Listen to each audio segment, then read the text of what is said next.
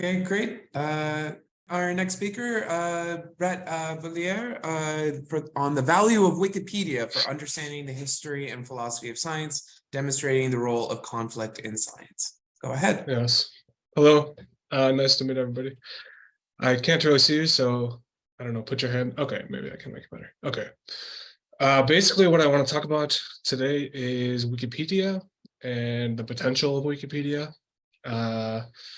And I have like maybe a case study. I wouldn't say it like that, but we are doing research on Wikipedia, and I think that there's a bigger opportunity than that.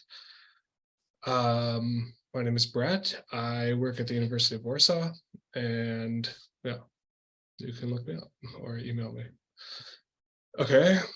All right. So the basic idea is that we can be doing science on Wikipedia.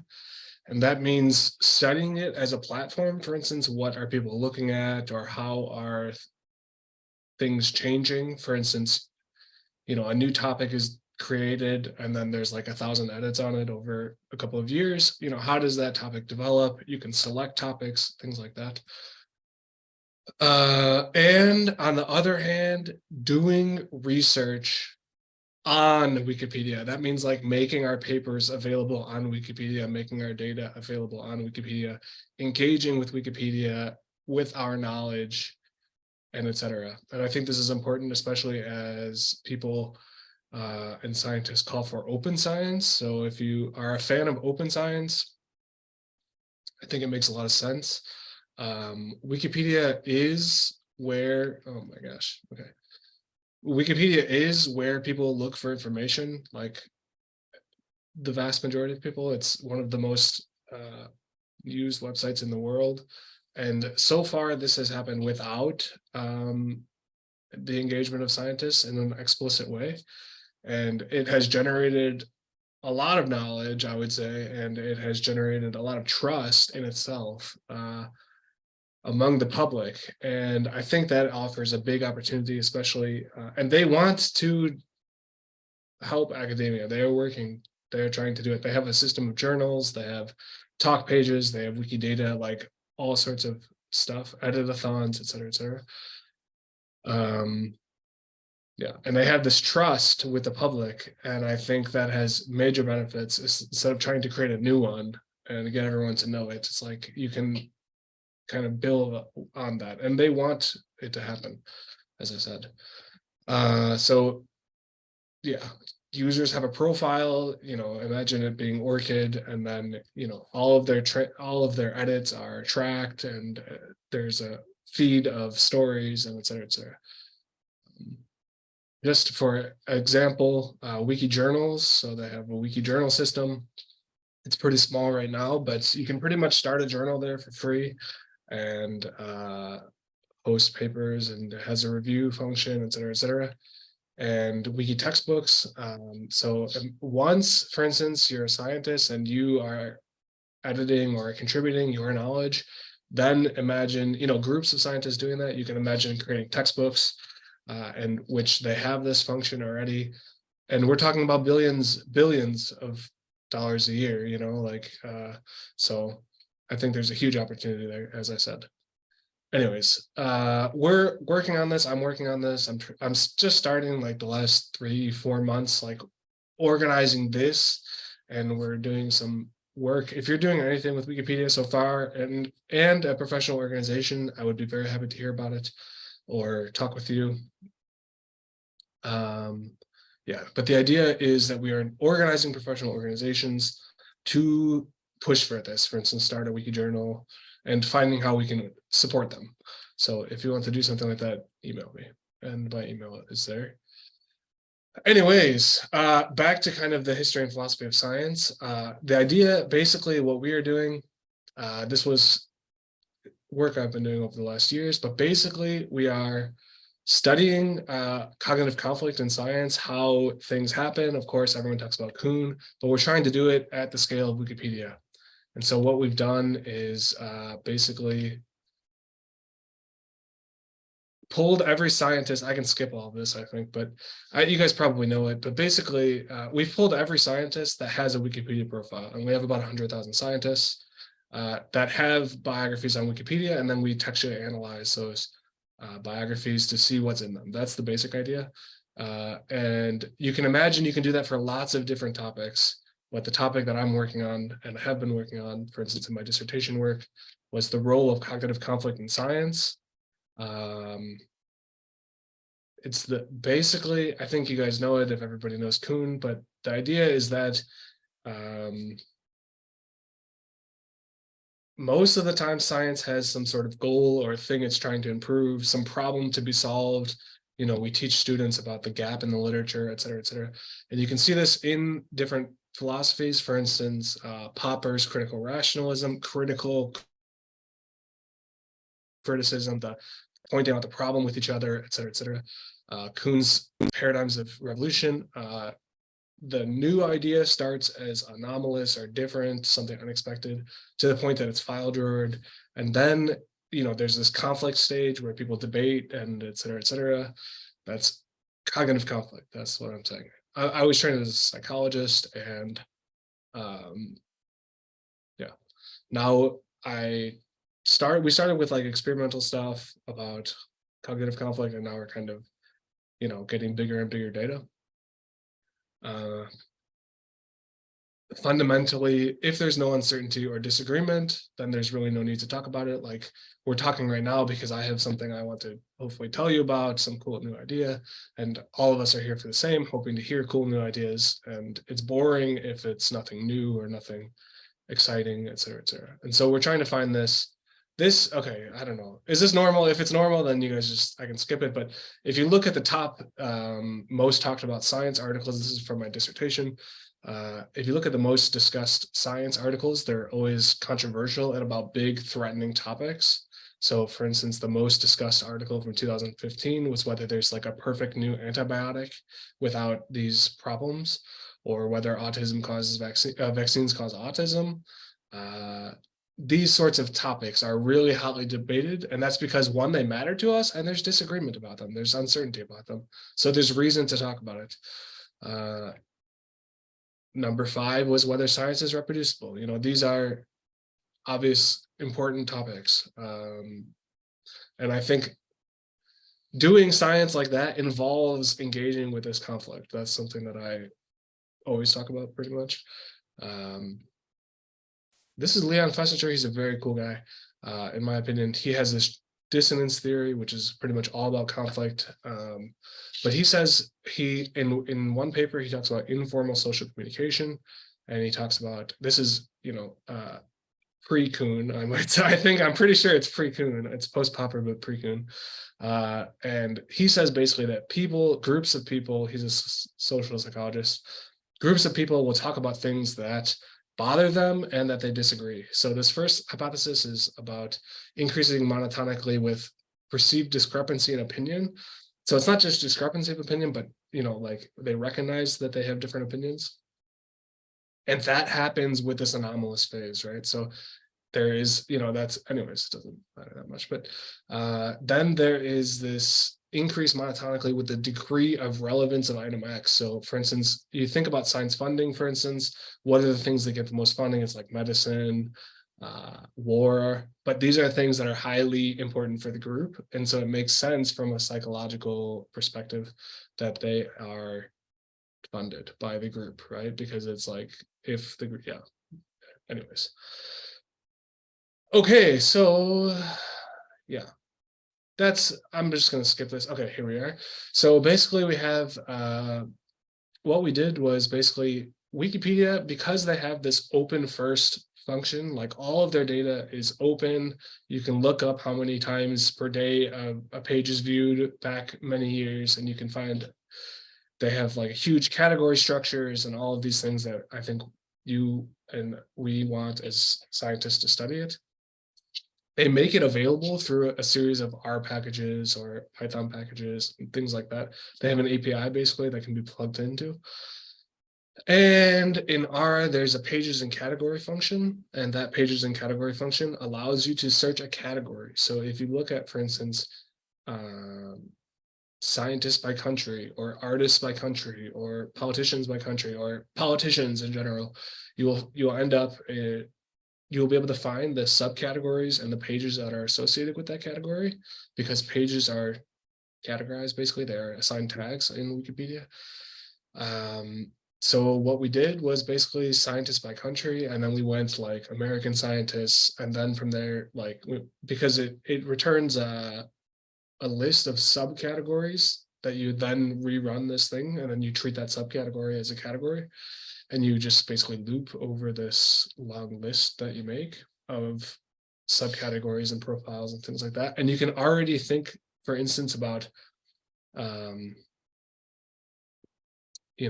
chemists by decade or something like that, you know what I mean? Like, because they have, and you can compare it to the growth of physicists by decade or something like that, anything that you want. Yeah, the get text function, it allows you to pull the text from a page, from a web page. So basically you can go to their profile and then you pull the text on the profile, and then you have the text, and again, it's just a loop. So it's like, once you get one,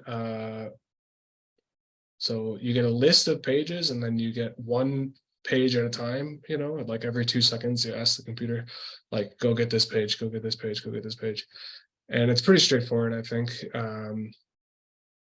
The other thing is they have this article page views package that will allow you to get page views back to 2015. So we took page views by month, per month, average page views per month back to 2015. And that's like the outcome metric that we use. And then we analyze the text with the sentiment analysis from Hugh and Liu. It's a very generally used.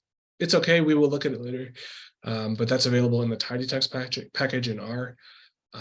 And for instance, so one thing that you will find is sometimes they will have these problems in the subcategory structures where other non-people entities will get into the data set. But for instance, you can find, so they have this list of categories, and then most of them, the ones that are people, have a birth year assigned to them. That's this 1865 births. And then they have like, 1910 deaths or whatever. So you could already think about how long did this person live, or in what era, et cetera, from this little string. And we did that to identify people.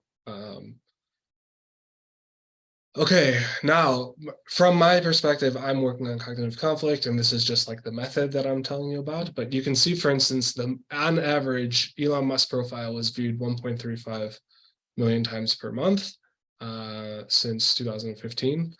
And then you can say, okay, it has 25,000 words, and you can look at the number of positive words according to this dictionary and number of negative words according to this dictionary. And then you could say, okay, Mahatma Gandhi or Stephen Hawking, Jeff Bezos, Albert Einstein. These are people who to me, I can see that they're controversial, like Edward Snowden, Jeffrey Epstein. Albert Einstein, I would say, was controversial in some ways. Jeff Bezos, Gandhi, I mean, come on, he was in jail. Stalin, Snowden, these are, and you can also see that in the number of words. So for instance, Epstein has, twice as many negative words as positive words. Elon Musk has more, but somebody like Jeff Bezos, who perhaps is controversial, but kind of like, not, also has less negative words. And from here, you can also think, okay, like some of these people are very highly viewed, but they also have very short profiles, right? So this is somebody who's viewed very often, Donald J. Harris, but his profile is very short. So maybe we can improve it. You know what I mean? Like something like that. Again, we have 100,000 profiles. So this is like 0.0000, whatever 1% it is. It's a very small percent of the profiles overall, but just to give you an idea. So in my opinion, I think there is evidence. Charles Darwin, for instance, Karl Marx, Che Guevara, these are controversial, in my opinion, they're controversial scientists. And yeah. Okay, so then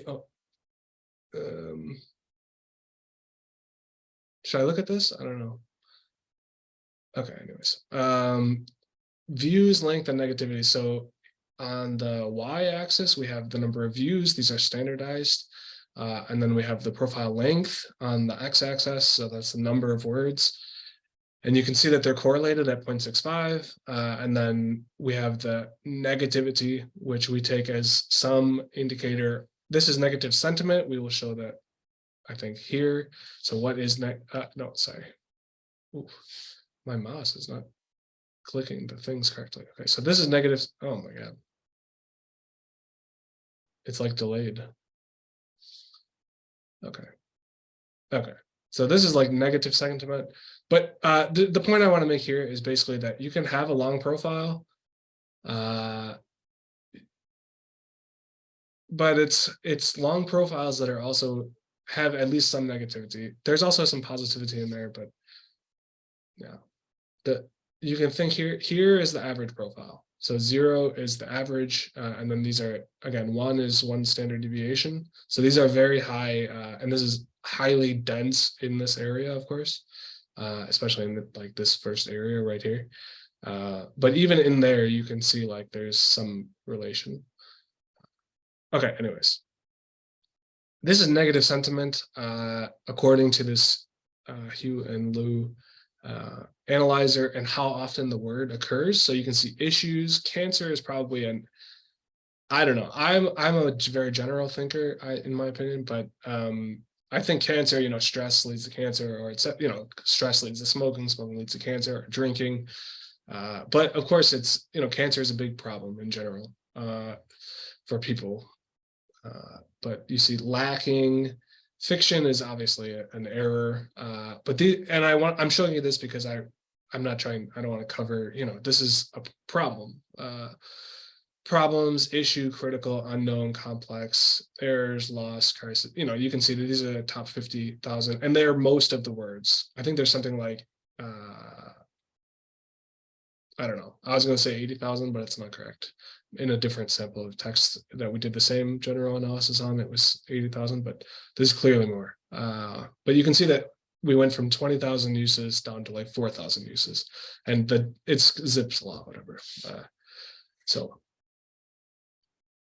I have another paper that we talk about where we showed that people write more when they disagree with the topic, or when they feel that they have something to prove or the other person's wrong. And I think this is a related idea to that. This is positive sentiment, by the way. You can see, I hope I can do this correctly. You can see so 19,000 is the most popularly used positive word, and 88,000 is, so there's much more positive sentiment in the data set overall. And that's like award, prize, awarded, great, fast, modern, these sorts of generally positive words that you would think is reasonable, I think. There's like double or, much more positive sentiment. Yeah. Notably, let's see. Okay, let's see. So this is the relation between positivity and negativity on the average views. So you can have a positive profile. I don't know. I think that so here we're talking, the important part here is that it's not just negativity that you would expect to be related to outcomes, because at some point it has to turn positive. Like it can't just be only negative, I would say. And this conflict period, for instance, from Kuhn, would be some people agreeing and some people disagreeing. And while they create this conflict, there should still be some positivity. And of course, the controversy should at some point, in theory, turn to rewards if it is correct, if the anomaly is true, and so the idea is that they kind of go together, and they are pretty well correlated. Okay, it's next, it's somewhere in here, but these are negations. So this is like, remember how I said some people agree and some people disagree, and they create these, this conflict. This is another way to look at that conflict, like, because negative sentiment is not exactly things like saying that is not right, or you didn't think of that. And that's what this captures. This is from a new sentiment analyzer. They have a bunch of different dictionaries, and this is basically negations.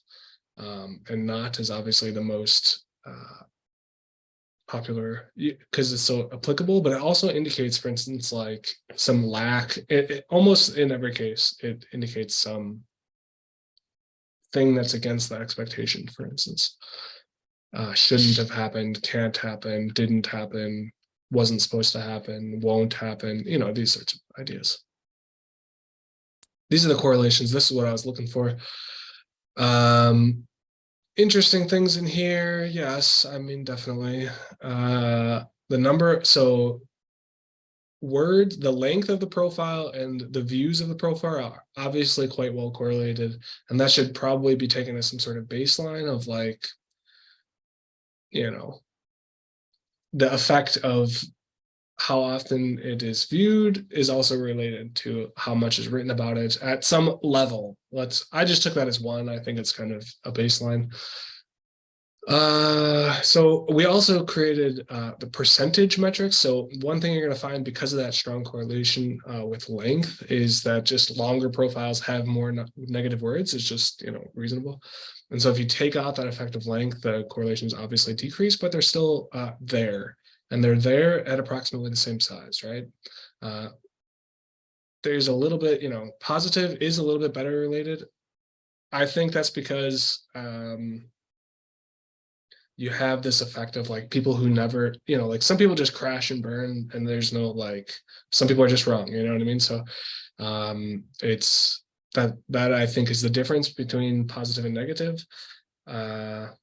Sentiment. I'm not sure exactly. These are obviously very general and preliminary results. Yeah. So let's see here. Positive. Yeah, okay. These very high correlations are between like for instance, positive and positive percent. You know, so that makes sense, I think. Yeah. Sorry, Brett, just to jump in, time is running pretty short. Okay, yeah. I knew it's a 20-minute presentation, and then I added this thing about Wikipedia in the beginning. This is not that important. I think the point is made that conflict is an important thing. And yeah, this is the effect if you plot it. Okay, we can predict 90% of how no, that's not the right one, but we can predict a lot of how much somebody's going to write about somebody based on the sentiment, and I think that's indicative of how much they care about it. Yeah, so there we are. I think that's I think the bigger opportunity is for Wikipedia. My research is okay, you know, I think the point is across. Thank you, and I look forward to your questions. Okay, thank you so much. We have about 5 minutes for questions. Phyllis, go ahead. So I wonder if you have data on sort of disciplinary affiliation of researchers. Yeah, and whether those negativity issues would be more pronounced, I don't know, in philosophy than in physics or something like that.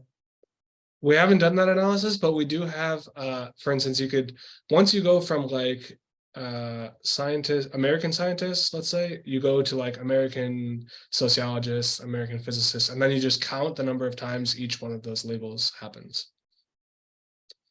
But I didn't do that analysis, no. And I think it can be next, one.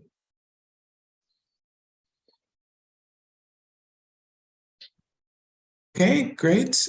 We still have some time. Is it clear? I think it makes sense. Yeah. They have a lot of very useful, they have a useful API basically. Yeah.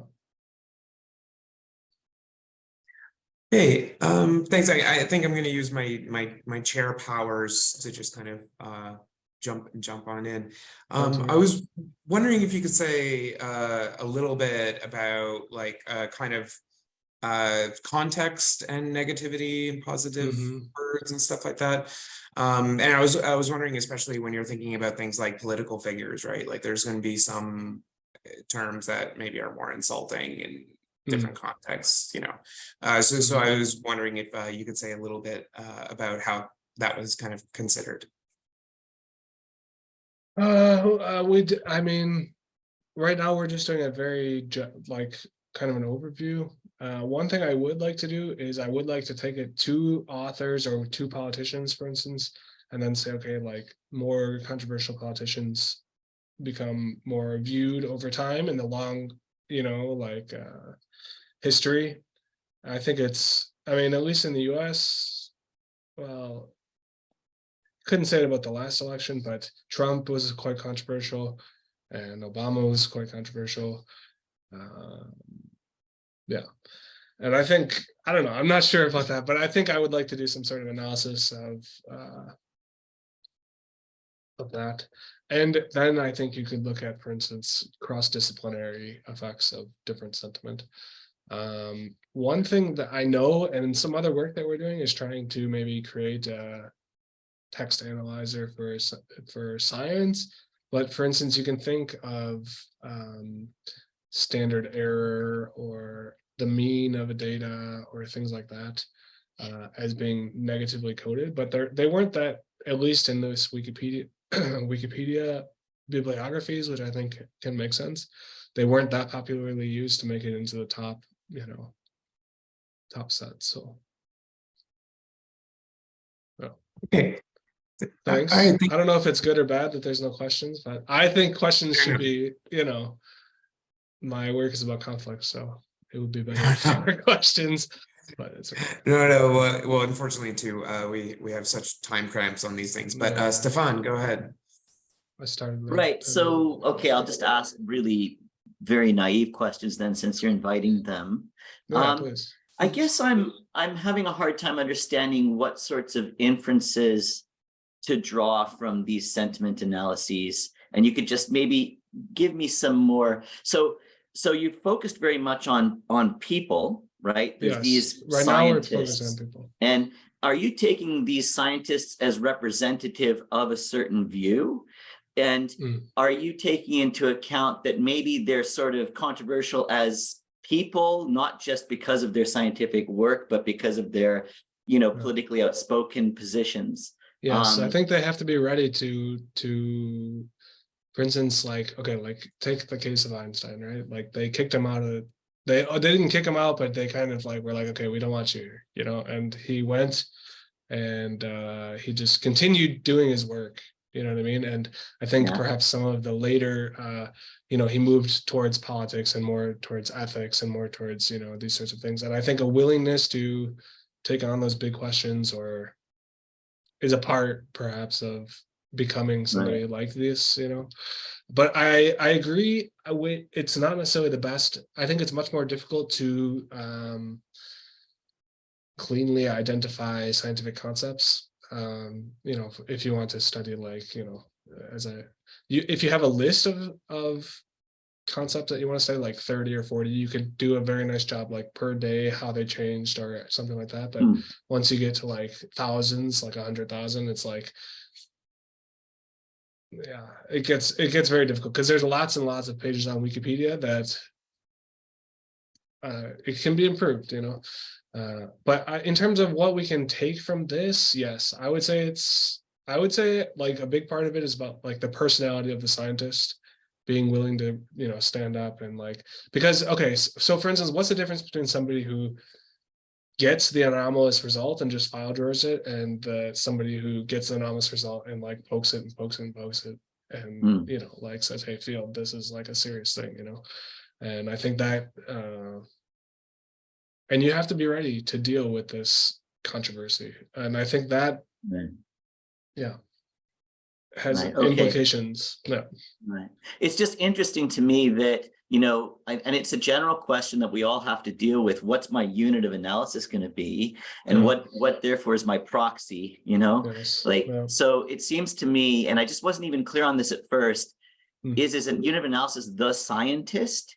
Is it a particular idea of the scientist, or is it a theoretical transition of sorts? And it seems to me like how you interpret these controversies and degree of controversy around a figure could vary depending on what you had your eye on,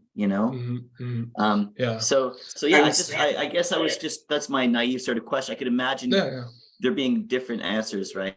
Definitely, no right one, but many different answers. Yeah. Just a very brief. Sorry, I'm just gonna have to jump in. I apologize. Sorry. We have just to make It's sure okay. our last speaker gets lots to talk, but let's all thank our speaker for that. Yeah. You can email me, huh? My name Yeah. is Brett. So you can find me. Cheers.